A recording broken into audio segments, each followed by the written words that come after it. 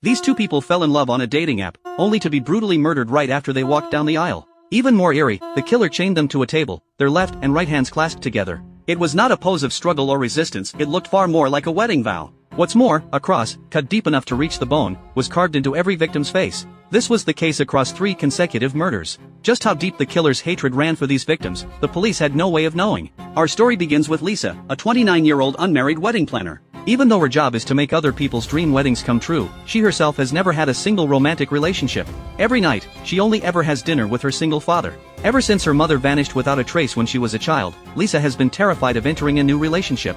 After all, if even her own mother, who loved her more than anyone, could disappear without warning, what would happen if she gave her heart to a complete stranger? And so, for 25 years, Lisa closed herself off from the world. That all changed one day, when she discovered that the groom she was about to work with was none other than her high school crush, her former teacher. Even though everyone knew about her unrequited love that never went anywhere, Lisa could only force a smile and do her absolute best to serve the couple. But as the wedding drew near, the bride made last-minute changes again and again, first switching the style of the bouquet, then revising the menu for the guests. It gave Lisa, who was in charge of the whole thing, an absolute headache. Thankfully, the wedding went off without a hitch in the end. After watching the whole day unfold, a wistful Lisa could only sit alone in the break room, feeling dejected. Her colleague, who couldn't stand to see her like this, told her to download a dating app for singles to meet each other. It was the most popular matching app out there at the moment. With her colleague's encouragement, Lisa decided to change her single status. With a nothing-to-lose attitude, she took a quick photo at home and uploaded it to the app. Overnight, her profile gained over 100 follows from male users. Her curious colleague sifted through them one by one, and found that a blonde guy named Jack had a 97% compatibility match with Lisa, practically a fabled perfect partner. And so, the two started chatting back and forth. Jack was incredibly warm, and checked in on Lisa with thoughtfulness for every little thing. But when Lisa still seemed completely uninterested, her colleague couldn't help but snatch her phone and sent Jack a message asking to meet up for a date. Lisa was about to fly into a rage when she suddenly thought of a bride-to-be she'd met that morning. The woman's mother had been full of hope, wishing for her daughter's happy marriage, just like her own missing mother would have done. So Lisa summoned up her courage and agreed on a meeting spot with Jack. But when she arrived at the aquarium as planned, she was filled with disappointment, and even a hint of fear. He said, 僕は不運な星の元に生まれたんです。生まれてすぐに駅のコインロッカーに捨てられたんです。唯一の手がかりはこの中にあって、きっといつか生みの親に会えるのを信じています。 Jack was not only wearing bizarre rain boots, he also kept muttering to himself. 彼らを成熟するまでは雌雄同体なんです。一つの体に両性が共存している。僕とあなたも前世では一つの体を共有していたのかもしれませんね。 He then took Lisa to watch firsthand the hunting process of the sea butterfly, known as the sea angel. Faced with such a horrifying sight, Lisa instinctively sensed something was wrong. Driven by her survival instinct to avoid danger, all she wanted to do was get away as fast as she could. But Jack pressed on step by step, insisting that the two of them were destined for each other. Lisa couldn't avoid him, so she threw herself into her work to numb herself. As it happened, the wedding company she worked for was about to launch a partnership with this very dating app. Recently, a string of brutal murders had taken place, all targeting married couples who had met and fallen in love through the app. After their deaths, their bodies had been bound in bizarre, unsettling positions. The app's developers desperately needed this partnership for crisis PR, to salvage their damaged reputation. It was through this partnership that Lisa met Alan, the man in charge of developing the app. He was walking past a colleague's desk by chance when he spotted Lisa's photo at a glance. Even though employees were not allowed to pry into users' privacy, when his colleagues caught him, they only gave him a casual warning and nothing more. It wasn't long before Lisa's well-meaning colleague noticed Alan's frequent glances in Lisa's direction. Hoping to set the two of them up, she told Alan that Lisa had met a lunatic on the app, and asked him to help deal with Jack's harassment. Alan handled the matter as quickly and steadily as he carried himself. He soon informed Lisa of the facts. Jack was a well-known troublemaker who had caused problems on multiple social media platforms, even drawing the attention of the police. Lisa, realizing she'd misjudged the person she'd been talking to, could only force an awkward smile. But her relationship with Alan grew closer from that point on, all because of this trouble. It was as if the threads of fate had quietly tangled together without either of them noticing. But just as Lisa was looking forward to her date with Alan, Jack showed up at her front door. In a strange, sharp voice, he warned Lisa that even the people closest to her could be hiding long-buried secrets. Whether it was the terror of realizing he'd been secretly following her for days without her noticing, or the way his words struck at the cowardice deep in her heart, Lisa was frozen with fear, her limbs going weak. She rushed inside and locked the door, and the first thing she did was tell her father, a police officer, to call the cops. But for some reason, ever since the day she'd taken a phone call from a middle-aged woman looking for her father, he'd been standing alone in the living room, staring for hours at the family photo hanging on the wall. But before Lisa could dwell on this unusual behavior, a wave of sudden events hit her one after another, leaving her no time to think about the mystery behind it. The teacher she'd once had a crush on had just gotten married, when news broke that he'd been found dead in his home under bizarre circumstances. The manner of his murder was identical to that of the previous 4 couples, all of whom had suffered unspeakable brutality. This couple, however, had been tied by the hands and killed at the foot of their bed, while all the other couples had been murdered at their dining tables. But the news media ignored this detail entirely. Instead, they followed the trail and uncovered that Lisa had been the wedding planner for the 2 victims. To make matters worse, her current boyfriend Alan was the head of the very dating app that had brought countless couples together. Amid all these coincidences, a bewildered Lisa was suddenly thrust into the center of a media storm, and became the prime suspect in a crime of passion. Even all the weddings she was currently working on were put on hold.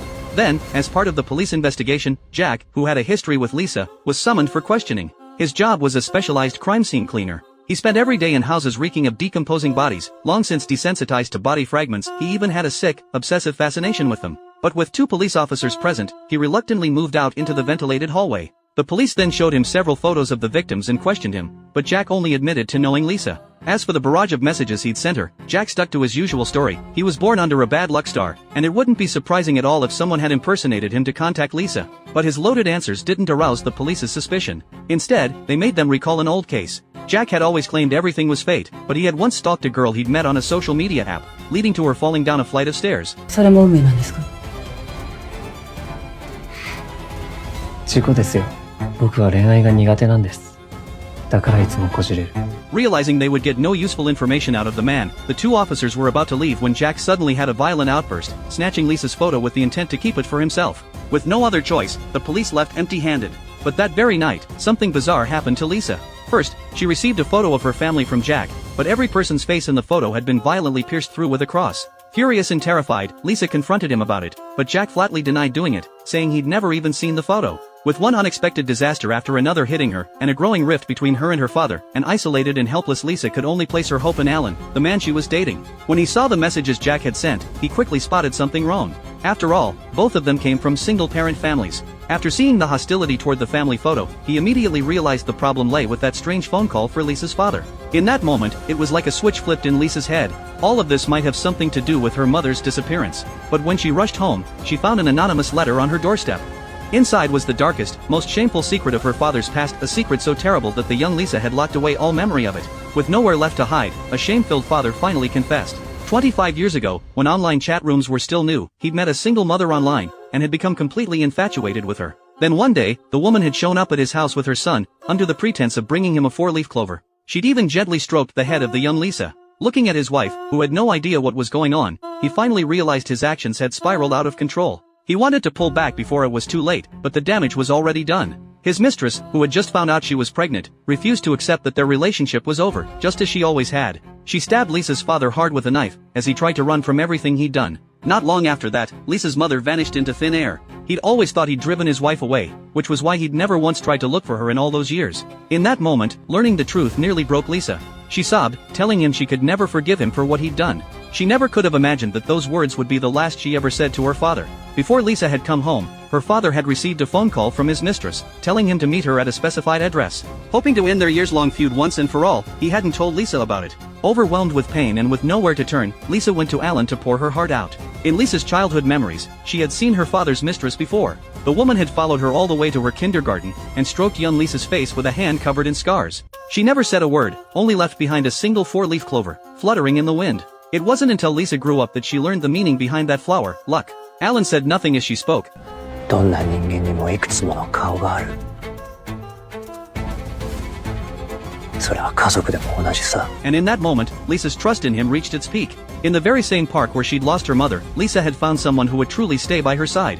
It felt like the sense of safety she'd lost as a child was slowly coming back to her, piece by piece. Little did she know how cruel fate could be. An urgent phone call from her colleague suddenly shattered this brief, fragile peace in an instant. Her colleague said that Jack, the man who'd been stalking Lisa, had shown up at her door. Fearing for her colleague's safety, Lisa rushed over immediately. But on the way there, her colleague wouldn't answer the phone, no matter how many times she called. When a confused Lisa knocked on the door, there was still no sound from inside the house. She turned to leave, disappointed, when a heavy thud of something hitting the ground suddenly rang out behind her.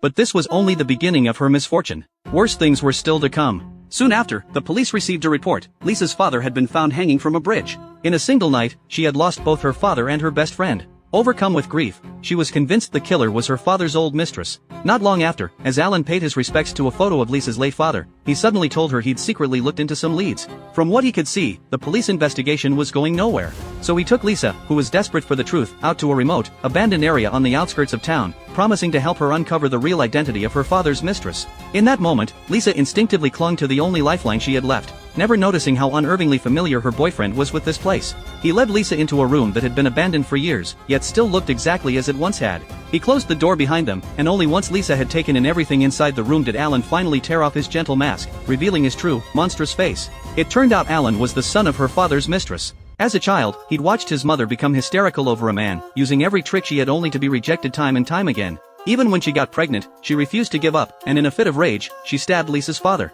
She was eventually caught by a neighbor and sent to prison. Young Alan had watched it all happen, helpless to stop it, and was sent to an orphanage. Just like his paranoid mother, he harbored a bitter hatred for the people who had stolen his happiness. So when he'd stopped Lisa's colleague from prying into her chat history, he'd spotted the four-leaf clover on the photo wall in an instant. In that moment, years of buried hatred surged to the surface, and a twisted plan was born.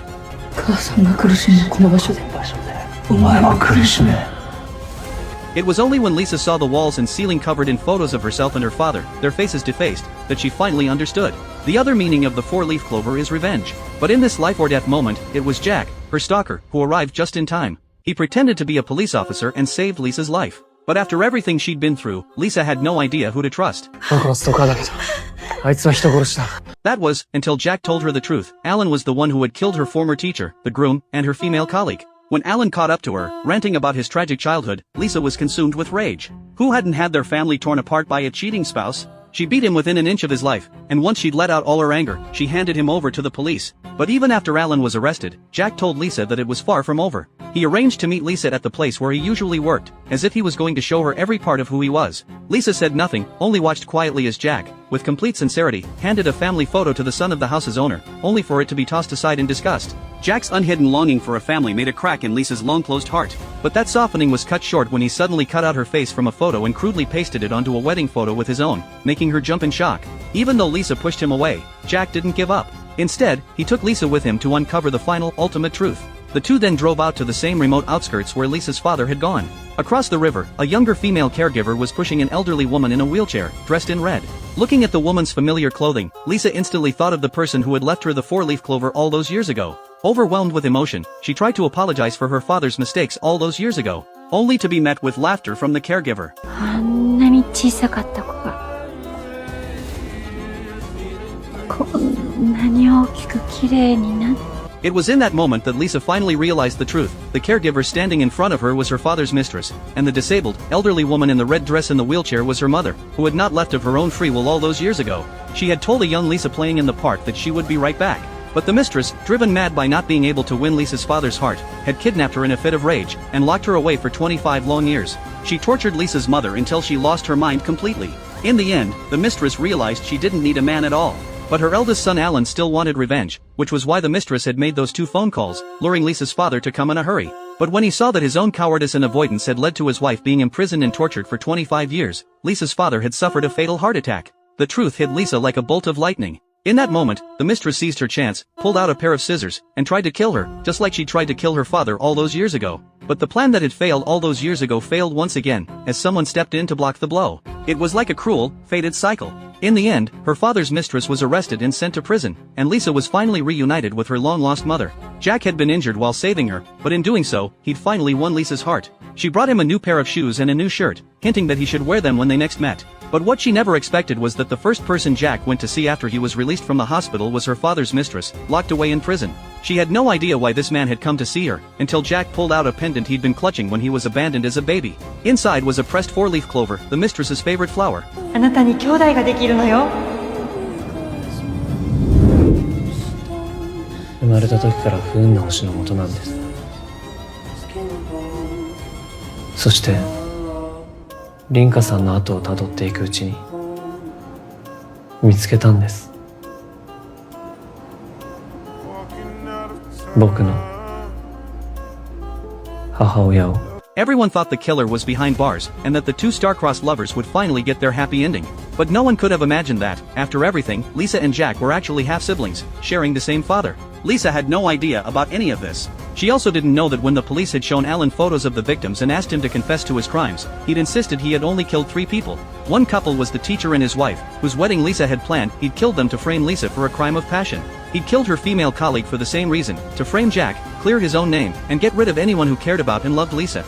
At first, the police didn't pick up on what he meant. Just like they hadn't noticed, when they'd questioned Jack, that he'd been hinting that Alan had used his access to the app's backend to send the threatening photos to Lisa from Jack's account. It was only then that a new case was reported. Another newly married couple had been found brutally murdered in their home, killed in the exact same way as the previous 4 couples. At the same time, in a park bathroom, Jack was wearing the new shoes Lisa had given him, slowly and methodically cleaning a bloodstained knife. He had a soft smile on his face, as if the knife in his hand wasn't covered in blood, but a tool for crafting a masterpiece of eternal happiness. Jack had inherited the twisted, deranged blood of his mother. He too believed that the 4-leaf clover could bring so-called luck.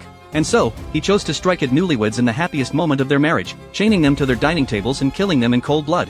He carved a cross, shaped like a 4-leaf clover, into their faces. In the end, a newly dressed Jack and Lisa returned to the aquarium once more. After everything she'd been through, Lisa had finally summoned up the courage to start a new life. She never noticed, as she took Jack's hand in hers, the fleeting, triumphant smile that crossed his face.